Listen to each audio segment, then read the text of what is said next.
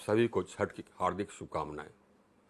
मेरी यह कामना है कि आपका पूरा परिवार, आपके पूरे परिवार पर सूर्य भगवान का, सूर्य देवता का आशीर्वाद बना रहे।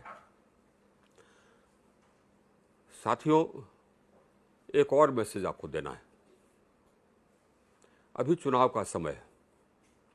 मैं आपसे बता चुका हूं कि अब बिहार के भविष्य के लिए यह चुनाव कितना महत्वपूर्ण है, और यह भी आपसे निवेदन कर चुका हूं कि आपके सामने जो भी कैंडिडेट्स हैं उसमें जो सबसे ईमानदार कैंडिडेट है उसको वोट करें।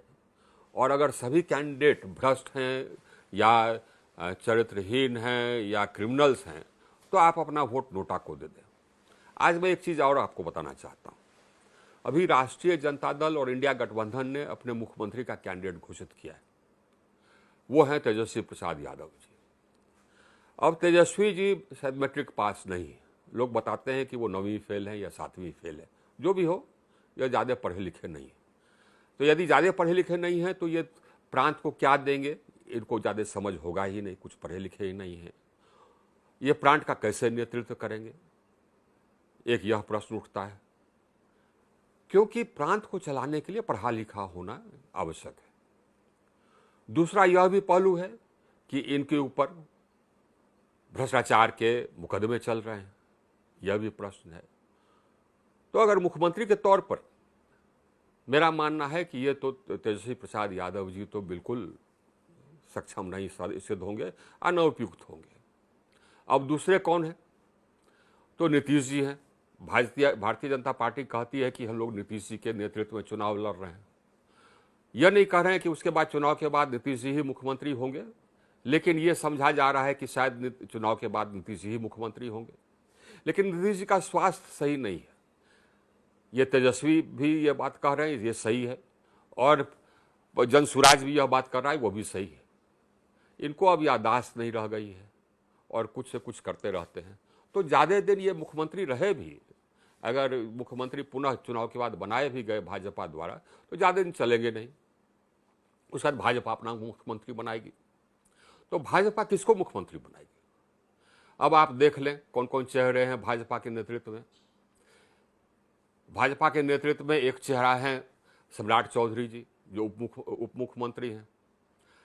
अब आप सम्राट चौधरी के बारे में तो जान चुके हैं। जनसुराज ने स्पष्ट कर दिया है कि हत्या के आरोपी रहे हैं, ज़्यादा पढ़े लिखे भी नहीं हैं, शायद 10वीं पास नहीं है, जैसा कि जनसुराज ने कहा। तो ये तो अब आप समझ जाएंगे कि कितने उपयुक्त होंगे मुख्यमंत्री बनने के लिए। दूसरे कौन है नेता? दूसरे नेता हैं भाजपा के, जो कि यहाँ पर भाजपा का संचालन करते हैं बिहार में, वो है नित्यानंद राय। उन पर भी हत्या के 2 मुकदमे रहे हैं, अपहरण के भी मुकदमे रहे हैं। तो वो भी उपयुक्त प्रतीत, वो तो आपराधिक पृष्ठभूमि के हो गए। तीसरे हैं दिलीप जायसवाल जी, जो भाजपा के अध्यक्ष है। अब दिलीप जायसवाल पर भी हत्या का आरोप रहा है और एक माइनॉरिटी का मेडिकल कॉलेज छीनने का आरोप रहा है। ये हैं भाजपा के कैंडिडेट्स। इसमें ये भी वैसे ही लोग हैं जैसे कि दूसरी तरफ राजद की हो। राजद का जो कैंडिडेट है, कम से कम उस पर हत्या इत्यादि का आरोप नहीं है, लेकिन भ्रष्टाचार का तो आरोप है। और पढ़े लिखे का तो खैर आप सुन ही लिए कि कौन कितना पढ़ा लिखा है।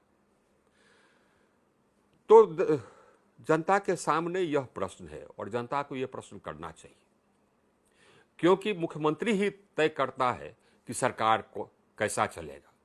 ईमानदारी से चलेगा, विकास करेगा या नहीं करेगा।